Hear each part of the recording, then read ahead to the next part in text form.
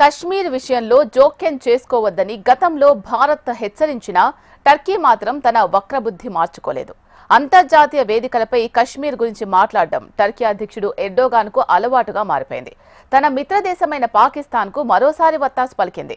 ఐక్యరాజ్య సమితిలో టర్కీ అధ్యక్షుడు తయ్యిప్ ఎర్డోగాన్ కశ్మీర్ అంశాన్ని లేవనెత్తారు. యుఎన్ జనరల్ అసెంబ్లీ సెషన్లోని అత్యున్నత స్థాయి 78వ సెషన్లో ఎర్డోగాన్ ప్రసంగించారు.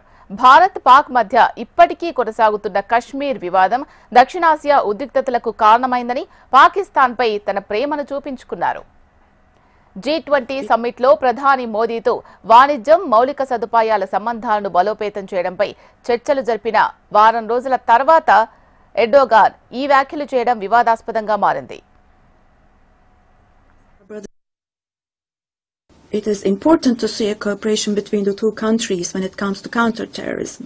The issue of Kashmir should be resolved on the basis of resolutions of the UN for the best for our brothers and sisters in Kashmir through dialogue, we hope. It is important to Jammu Kashmir అంతర్గత విషయమని భారత్ పదే పదే హెచ్చరికలు చేస్తున్నప్పటికీ Erdogan తన తీరు మాత్రం మార్చుకోవడం లేదు. ఆయన కశ్మీర్ అంశాన్ని ప్రస్తావించడం ఇది తొలిసారేం కాదు. గతంలో కూడా అనేక సార్లు దీనిపై మాట్లాడారు. 2019 నుంచి ఐక్యరాజ్య సమితి ప్రసంగాల్లో నిరంతరం కశ్మీర్ అంశాన్ని లేవనెత్తుతూనే ఉన్నారు. ఈ ఏడాది ప్రారంభంలోనూ పాక్ ప్రధాని షహబాజ్ షరీఫ్తో భేటీ సమయంలోనూ ఆయన ఇలాంటి వ్యాఖ్యలే చేశారు. నాడు భారత్ వాటిని తీవ్రంగా ఖండించింది. అంతర్జాతీయ వేదికలపై ఆయన కశ్మీర్ అంశాన్ని ప్రస్తావించడం ఇదేమీ మొదటిసారి కాదు. ఏడాది మొదట్లో పాకిస్తాన్ పర్యటనలో కూడా ఎర్డోగాన్ కశ్మీర్ అంశంపై చర్చలు జరపాలని, యుఎన్ తీర్మానాలకు కట్టుబడి ఉండాలని పిలుపునిచ్చారు. తామెప్పుడూ కశ్మీర్కు సంఘీభావంగా నిలుస్తామని టర్కీ అధ్యక్షుడు ఎర్డోగాన్ చెప్పారు. పెహల్గామ్ ఉగ్రదాడి తర్వాత ముస్లిం దేశాల్లో తుర్కీయే, అజర్బైజాన్ మాత్రమే పాక్కు మద్దతు ప్రకటించాయి. ఉద్రిక్తతల వేళ తుర్కీయే డ్రోన్లనే పాక్ మన దేశంపై ప్రయోగించింది. సైనిక సిబ్బందిని పంపినట్లు కూడా ప్రచారం జరిగింది. దీంతో టర్కీ, అజర్బైజాన్ను బహిష్కరించాలంటూ భారత ప్రజానీకం మండిపడింది. అయినప్పటికీ భారత్పై విషం కక్కడంలో పాక్తో అంటకాగుతున్న తుర్కీయే మరోసారి తన నైజాన్ని చాటుకుంది. టర్కీ అధ్యక్షుడి వ్యాఖ్యలను భారత్ తీవ్రంగా తిరస్కరించింది. ఎర్డోగాన్ తమ అంతర్గత వ్యవహారాల్లో జోక్యం చేసుకుంటున్నారు అంటూ ఇండియా విదేశాంగ మంత్రిత్వ శాఖ ప్రకటన విడుదల చేసింది.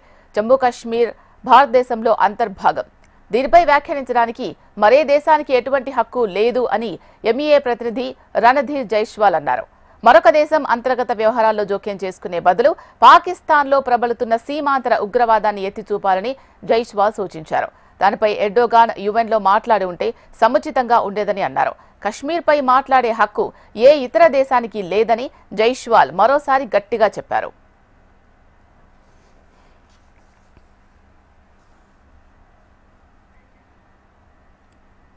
కశ్మీర్ విషయంలో టర్కీ అధ్యక్షుడు జోక్యం చేసుకోవడాన్ని ఏ విధంగా చూడాలి? ఎందుకు ఇలా చేస్తున్నారు? మిత్రదేశం అంటే గతంలో ఒకసారి టర్కీకి అనేక సార్లు హెల్ప్ చేసిన భారత్కు ఈ విధంగా రుణం తీర్చుకోవడం ఎంతవరకు సబబు? దీనికి సంబంధించి తన విశ్లేషణ అందించడానికి విశ్లేషకులు పెంటపాటి పుల్లారావు గారు మనతో పాటు ఉన్నారు. పుల్లారావు గారు నమస్కారం అండి. చర్చా కార్యక్రమానికి స్వాగతం. నమస్కారం. గతంలో కూడా ఎన్నోసార్లు కశ్మీర్ అంశాన్ని లేవనెత్తడం జరిగింది టర్కీ అధ్యక్షుడు. ఇప్పుడు పదే పదే వారించినా కూడా మళ్ళీ అదే ప్రస్తావన తీసుకొస్తూ ఉన్నారు. ఎందుకంటారు? టర్కీ హిస్టరీ కూడా జ్ఞాపకం పెట్టుకోవాలి. ఎర్డోగాన్ దాదాపు ఇప్పుడు 25 సంవత్సరాలు టర్కీలో ప్రధానమంత్రిగా, ప్రెసిడెంట్గా పరిపాలిస్తున్నాడు. వ్యతిరేకంగా ఉన్న వాళ్ళందరినీ తొక్కేశారు. దాని ముందర టర్కీ హిస్టరీ ఏంటంటే 1300 సంవత్సరం నుంచి 1920 వరకు వాళ్ళకి సామ్రాట్ ఉండేవాడు. ఈ ప్రాంతాలన్నీ పరిపాలించారు. ఇప్పుడు ఏదైతే సౌదీ అరేబియా, అరబ్ దేశాలు ఉన్నాయి, టర్కీ, ఉత్తర ఆఫ్రికా పరిపాలించారు. పెద్ద సామ్రాజ్యం అది. అవన్నీ పడిపోయేటప్పుడు కూడా టర్కీ మేమేదో పెద్ద దేశం, పూర్వం ఉన్న ప్రభావం మాకున్నది, మా భాష, మా పద్ధతులు అందరూ ముస్లిం వాళ్ళు ఎక్కువ మర్యాదిస్తారు. యూరోపియన్ దేశాలు కూడా పరిపాలించారు, మర్చిపోదు. హంగరీ, ఆస్ట్రియా అన్ని టర్కీ. సో ఆ హిస్టరీ అంతా వాళ్ళతో ఉన్నాయి. పాకిస్తాన్కి ఎందుకు సపోర్ట్ చేస్తున్నారంటే, ఒకటి పాకిస్తాన్ వాళ్ళ దగ్గరికి వెళ్ళటం, మేము ముస్లిం దేశం చెప్పుకుంటా వస్తే ఈయన కూడా కొంచెం ఇస్లాం ఫెనాటిక్ ఎక్స్ట్రీమిస్ట్. టర్కీకి ఈయన ముందల చాలా లిబరల్ ప్రభుత్వాలు ఉండే వీళ్ళు తోసేసి వచ్చారు, బాగానే ఉన్నాయి. చాలా కారణం. రెండో కారణం నాలాంటి వాడికి అనిపిస్తుంది, కొన్ని అరబ్ దేశాలు వాళ్ళు డైరెక్ట్గా భారతదేశంతో పెట్టుకోలేక టర్కీని వాడుతున్నారు. ఇలా మాట్లాడు అలా మాట్లాడని టర్కీకి డబ్బులు ఇస్తున్నారు, అన్నీ చేస్తున్నారు. ఖతార్ అనే దేశం ఎక్కువ ఉన్నది అనిపిస్తాను.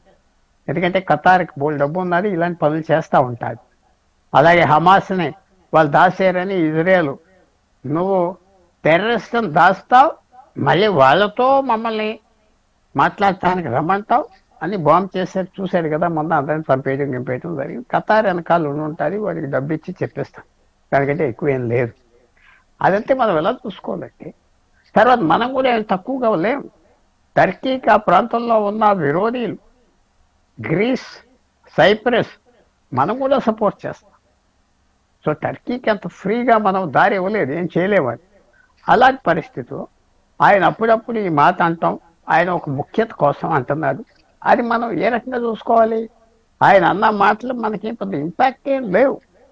వెంటనే ఒక జూనియర్, ఒక పెద్ద సీనియర్ ఆఫీసర్ కాదు, జైస్వాల్ అనేవాడు, నువ్వు చెప్పేలేవయ్యా, నువ్వు ఆ విషయాలకి రావద్దు మధ్యన చెప్పాడు. నీ గొడవలు నువ్వు చూసుకో, ఎన్ని గొడవలు ఉన్నాయి నీకు, అది చెప్పారు.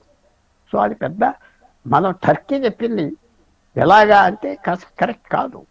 ఒక పెద్ద దేశం, భారతదేశం లాంటి వాళ్ళకి చాలామంది స్నేహితులు ఉంటారు, చాలామంది విరోధాలు, అనేక కారణాలు ఉంటాయి, ఎన్నో కారణాలు ఉంటాయి, వాళ్ళ సొంత కారణాలు ఉంటాయి, వాళ్ళ సొంత అవసరాలు ఉంటాయి. భారతదేశం సరిగా చెప్పింది, ఇది ఏమి మా గొడవ మేము చూసుకుంటాం, జమ్మూ కాశ్మీర్ మాది, నీ దారేమిటి నువ్వు పో అన్నారు, అంతే. టర్కీ ఎందుకంటుందంటే వెనకాల రెచ్చగొట్టే వాళ్ళు ఉన్నారు, వాళ్ళు ఓపెన్గా రాలేక అది చేస్తున్నారు. టర్కీకి పెద్ద ప్రెస్టేజ్ ఉన్నదా ప్రపంచం అంతా? లేదు. వాళ్ళు చెప్పుకోరు. యూరోపియన్ దేశాలతో నాటోలో ఒక మెంబర్ టర్కీ, జ్ఞాపకం పెట్టుకోండి. నాటో అంటే వాళ్ళు రష్యాకి వ్యతిరేకంగా ఫామ్ చేసి, కానీ యూరోపియన్ దేశాల్లో సగం భాగం జోగ్రఫీగా యూరోప్లో ఉండినా, నాటోలో మెంబర్గా ఉండినా యూరోపియన్ దేశాలతో కలవనవ్వలేదు. వాళ్ళు యూరోప్లో కలవనవ్వలేదు. మీరు సరిపడరు, మీ కల్చర్ లేదు అన్నారు. సో టర్కీకి మనం వినొచ్చు ఒక విరోధం. మన విరోధి ఎందుకు అవ్వారంటే ఎందుకు అవుతారు? వాళ్ళ అవసరాలకు అవుతారు, వాళ్ళ స్నేహాలకు అవుతారు. మనం పెట్టుకోవాలని పెట్టుకోలేదు కదా. 5-6 వేల మైళ్ళ దూరంలో ఉన్న టర్కీ మనకేంటి విరోధం?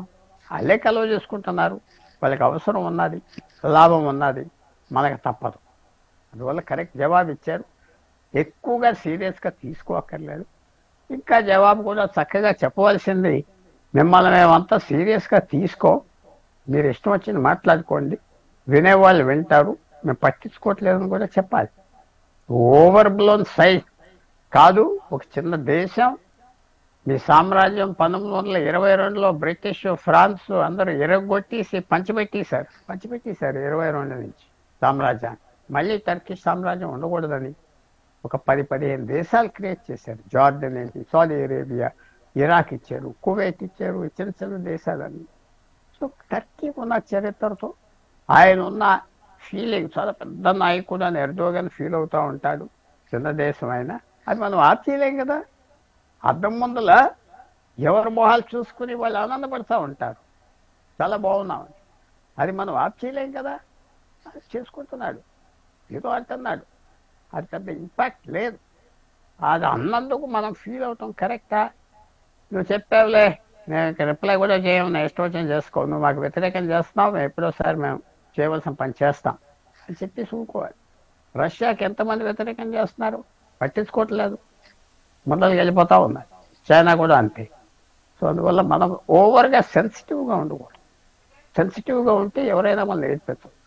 కొంచెం బలమైన చర్మం ఉండాలి, అది భారతదేశం డెవలప్ చేసుకోవాలి. సెన్సిటివ్గా ఉండకూడదు, మనం సెన్సిటివ్గా ఉన్నాం. ఇప్పుడంటే కశ్మీర్ విషయం ప్రతిసారి టర్కీ అధ్యక్షుడు మాట్లాడినప్పుడల్లా జోక్యం చేసుకోవద్దు, ఇది మీకు సంబంధించిన విషయం కాదు, వేరే దేశాలు మా దేశానికి సంబంధించిన విషయాల గురించి మాట్లాడాల్సిన అవసరం లేదు అని మామూలుగా చెప్పడం, పదే హెచ్చరికలు జారీ చేయడం కూడా జరుగుతుంది. అయినా కూడా టర్కీ అధ్యక్షుడు తన తీరు మార్చుకోవట్లేదు. ఇంకా ఏం చేయాలంటారు? మరి ఏం చేయాలంటే అతనికి చేయవలసిందంతా చేస్తున్నాం. దీనికంటే ఎక్కువ ఖర్చు పెట్టే అవసరం లేదు టర్కీ మీద.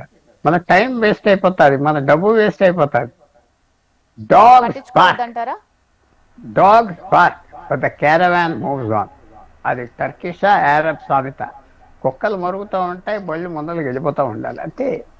మరీ టూ మచ్గా పట్టించుకోకూడదు. చెప్పింది చెప్పాం, పల్లెనోడు అది. మనం కూడా ఏమంటున్నామంటే ఎక్కువ అనవసరంగా అతను కూడా ఎక్కువ ఇరిటేట్ చేయకూడదు. డిప్లొమసీలో ఏంటంటే సైలెంట్గా సాఫ్ట్గా డీల్ చేయాలి. అతను మళ్ళీ నరేంద్ర మోడీని మీటింగ్లో కలిసినప్పుడు చాలా మర్యాదగా మాట్లాడతాడు, మర్యాద పూర్వకంగా మాట్లాడతాడు. అతను ఈసారి యునైటెడ్ నేషన్స్లో పెద్ద వ్యతిరేకంగా చెప్పింది లేదు. యుఎన్ ద్వారా మీరు చేసుకోండి, సరిగ్గా పీస్ రావాలి, ఏదో చెప్పాడు నీతులు. అవి మనం కూడా ఆయనకి చెప్పాలి. నువ్వు కూడా చేసుకో, చాలా యుద్ధాలు నువ్వు అక్కడ పడి ఉన్నావు, నువ్వన్నీ సరి చేసుకో అని చెప్తున్నావు కూడా. ఈ పక్క దేశాలతో అందరితో తగు పెట్టుకున్నావు. 70-80 సంవత్సరాలు బట్టి సైప్రస్తో పడ్డావు, గ్రీక్తో పడ్డావు, పక్క దేశం గ్రీక్తో పడ్డావు, గ్రీస్తో. అది చెప్తున్నాం. కానీ అతను చెప్తాం మాండు, మనం జవాబు సింపుల్గా ఇచ్చి ముందరికి వెళ్ళిపోవాలి. సీరియస్గా తీసుకుంటే ప్రతి దేశం ఏదో ఒకటి అంటూ ఉంటారు.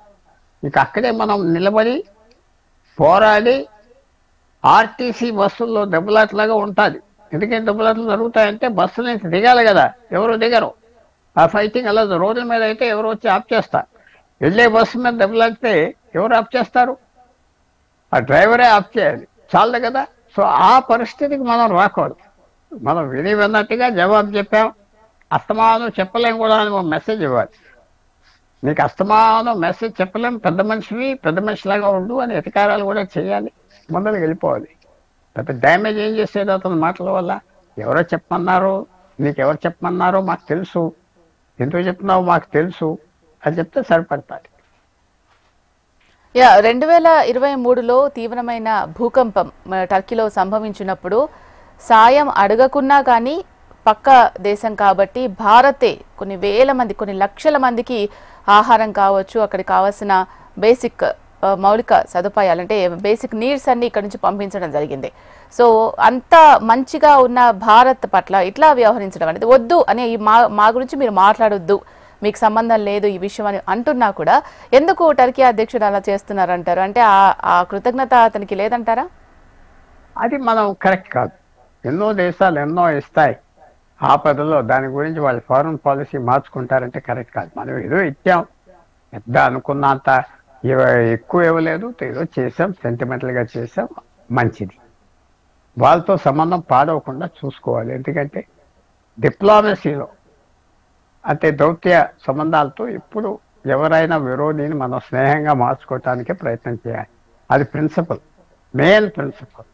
అందువల్ల ఓవర్గా రియాక్ట్ అవ్వకూడదు. మొన్న ఆపరేషన్ సింధూర్ సమయంలో టర్కీ డ్రోన్ తెచ్చారు. ఆ డ్రోన్స్ కూడా వాళ్ళు మనుషులు పంపించి చేయించారని కూడా వచ్చినాయి. కానీ మనం పట్టించుకోకున్నట్టుగా వెళ్ళిపోవాలి ముందరికి.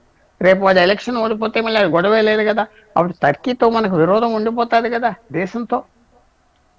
అది ఆలోచించుకోవాలి కదా. వాడు ఎలకాలం ఉండదు కదా, వాడిని తీసేయాలని అందరు తిరుగుతున్నారు, వాడి దేశాల్లో అంతా పాడు చేసేయాలని. వాడిని తీసేస్తే మనం అన్న మాటలు, టర్కీని అన్న మాటలు, ఆ విరోధం మిగిలిపోతాయి. ఒక వ్యక్తితో విరోధం దేశంతో విరోధం అయిపోతాయి. సో మనం ఎక్కువ కూడా చెప్పుకోడు. వాడి పర్మనెంట్ ఫీచర్ కాదు కదా. ఉంటాడు, 6 నెలలు ఉంటాడు, సంవత్సరం, తర్వాత వెళ్ళిపోతాడు. ఏమవుతుంది అప్పుడు? ఎన్ని దేశాలతో, తాలిబాన్ ఆఫ్ఘనిస్తాన్తో మనకు విరోధం అనుకున్నాం, మంచి స్నేహితులు అయిపోయారా లేదా? అప్పుడు మళ్ళీ వచ్చి ఎంబసీ ఓపెన్ చేయమంటున్నారు, వాళ్ళ సైన్యాన్ని మనమే ట్రైన్ చేయమంటున్నారు. 3 సంవత్సరాలు అంత మార్పు వస్తుందని ఎవరన్నా అనుకున్నారా? వాళ్ళు అనుకున్నారంటే భారతదేశం మన దగ్గర రాలేదు, మంచి దేశం అని ఒక ఫీలింగ్ వచ్చింది. ఇప్పుడు ఆఫ్టర్ ఎర్డోగాన్ ఏంటి, 25 సంవత్సరాల నుంచి పరిపాలిస్తున్నారు, టైం అయిపోయింది, ఇంకో ఉంటాడా 2 సంవత్సరాలు ఉంటాడు. అది వెళ్ళిపోయాక మళ్ళీ దేశంతో మనకి విరోధం ఉండకూడదు కదా. ఆ వ్యక్తితో విరోధం ఆ వ్యక్తితో పోవాలి. సో అందువల్ల ఓవర్గా మరీ డీప్గా మనం వెళ్లకుండా అనవలసిన మాట్లాడినాం, సరిపడతాయి. ఓకే, దీని తర్వాత అంటే ఆయన ప్రసంగం తర్వాత సో అలాగే మన భారత్ కూడా ఆయనకి ప్రకటన హెచ్చరికలు జారీ చేయడం కూడా జరిగింది, మీకు అవసరం లేని విషయం అని. దీని తర్వాత ఫ్యూచర్లో టర్కీ భారత్ సంబంధాలు ఎలా ఉండే అవకాశం ఉందంటారు? మనకి ఎక్కువ మంది టూరిస్ట్ టర్కీ వెళ్తున్నారు, వెళ్ళనివ్వాలి, పాస్ చేయకూడదు. ఎర్డోగాన్ వెళ్ళిపోయాక వచ్చే వాళ్ళతో సంబంధం ఉండాలి. టర్కీ జనానికి కూడా అనిపించాలి, అనవసరంగా భారతదేశం విషయానికి ఎందుకు వెళ్తున్నాం, ఆ ఆలోచన రావాలి. ఆ ఆలోచన వచ్చేటట్టుగా చేయాలి, ఆలోచన రప్పించాలి. మన టూరిస్ట్ వెళ్ళాలి, చాలా మంది వెళ్ళొద్దు అంటున్నారు, వెళ్ళాలి, తప్పులేదు, వెళ్ళలేదు. వెళ్ళాక మంచి గుడ్ విల్ వస్తుంది. టర్కీ ఎర్డోగాన్ ఎల్లపాలం పరిపాలించదు కదా, సంవత్సరం ఉంటాడు, 6 నెలలు ఉంటాడు, ఇంకో 2 సంవత్సరాలు మ్యాక్సిమం వెళ్ళిపోతాడు. అప్పుడు తర్వాత ఏంటి? టర్కీతో మనకు విరోధం ఎందుకు కంటిన్యూ అవ్వాలి? అనవసరంగా పాకిస్తాన్తో కంటిన్యూ ఉన్నట్టుగా. సో మనం ఆ కిటికీ కూడా తెరుచుంటాం, ఆ తలుపు కూడా తెరుచుంటాం. ఎర్డోగాన్ తర్వాత నాకు స్నేహితం చేసుకో. అది ఏ రకంగా మనం మాట్లాడుతున్నారో మన మినిస్ట్రీ, మన ఫారెన్ అఫైర్స్ వాళ్ళు చాలా తెలివితేటలు ఉన్నవాళ్ళు ఉన్నారు కొంతమంది, వాళ్ళు కరెక్ట్ పాలసీ తీసుకుంటూ ఉంటారు దీని మీద. అందువల్ల మనం ముందు వెళ్ళిపోతూ ఉండాలి. ఆ మాటలు అన్నాక అయిపోయింది, మళ్ళీ ఇంకోసారి అంటాడు, అప్పుడే తిట్టాలి. రోజు మనం పొద్దున్న లేచి వాళ్ళని తిడతామే, మన ఉద్యోగం కాదు, మన పని కాదు. ఎర్డోగాన్తో మనకు చెడ్డ ఉంటే ఉన్నారు టర్కిష్ ప్రెసిడెంట్. టర్కిష్ పీపుల్తో మనకు లేదు, మనం మర్చిపోకూడదు. టర్కిష్ పీపుల్తో మంచి సంబంధాలు ఉన్నాయి, అది మనం పాటు చేసుకోకూడదు. అది వాళ్ళకి అనిపించాలి, అనవసరమైన తగుల్లోకి మనం వెళ్తున్నాం. అది మన తెలివితేటలు, అది మనం లైన్ మీద ఉండాలి. ఆఫ్టర్ ఎర్డోగాన్ మంచి సంబంధాలు ఉంటాయి, అనవసరంగా ఎర్డోగాన్ మన సంబంధాలు పాటు చేస్తున్నారు అని కూడా చెప్పాలి. అక్కడ ప్రజలకు అందేటట్టుగా సంబంధాలు, పీపుల్ టు పీపుల్ సంబంధాలు పాటు చేస్తున్నారు, మీరు దేనికి పాటు చేస్తున్నారు అని అడగాలి. Right. Thank you so much అండి పెంటపాటి పుల్లారావు గారు, దీనికి సంబంధించి మీ విశ్లేషణ అందించిన